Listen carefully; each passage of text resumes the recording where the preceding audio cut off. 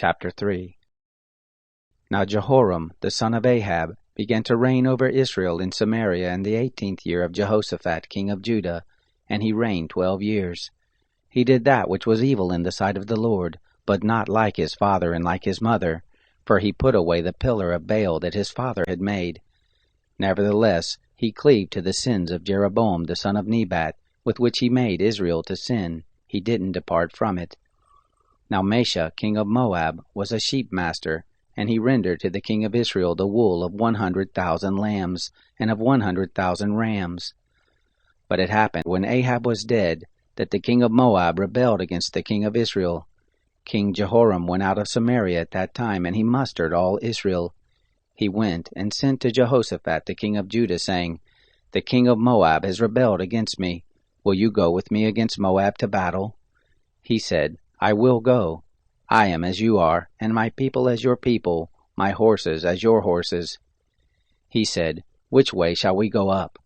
He answered, The way of the wilderness of Edom.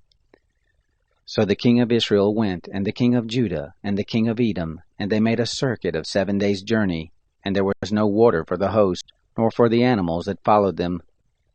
The king of Israel said, Alas, for the Lord has called these 3 kings together to deliver them into the hand of Moab. But Jehoshaphat said, Isn't there a prophet of the Lord, that we may inquire of the Lord by him? One of the king of Israel's servants answered, Elisha, the son of Shaphat, is here, who poured water on the hands of Elijah. Jehoshaphat said, The word of the Lord is with him. So the king of Israel and Jehoshaphat and the king of Edom went down to him. Elisha said to the king of Israel, What have I to do with you? Go to the prophets of your father, and to the prophets of your mother. The king of Israel said to him, No, for the Lord has called these 3 kings together to deliver them into the hand of Moab. Elisha said, As the Lord of armies lives, before whom I stand, surely were it not that I regard the presence of Jehoshaphat the king of Judah, I would not look toward you, nor see you. But now bring me a minstrel. It happened, when the minstrel played, that the hand of the Lord came on him. He said, Thus says the Lord, Make this valley full of trenches.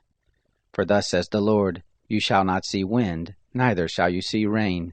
Yet that valley shall be filled with water, and you shall drink, both you and your cattle and your animals.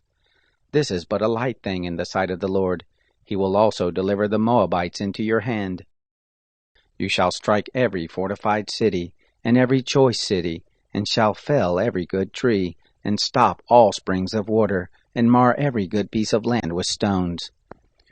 It happened in the morning, about the time of the first offering, that behold, there came water by the way of Edom, and the country was filled with water. Now when all the Moabites heard that the kings had come up to fight against them, they gathered themselves together, all who were able to put on armor and upward, and stood on the border. They rose up early in the morning, and the sun shone on the water, and the Moabites saw the water over against them as red as blood.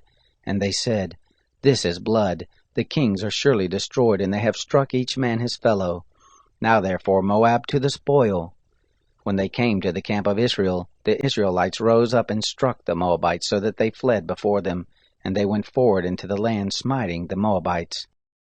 They beat down the cities, and on every good piece of land they cast their stones, and filled them.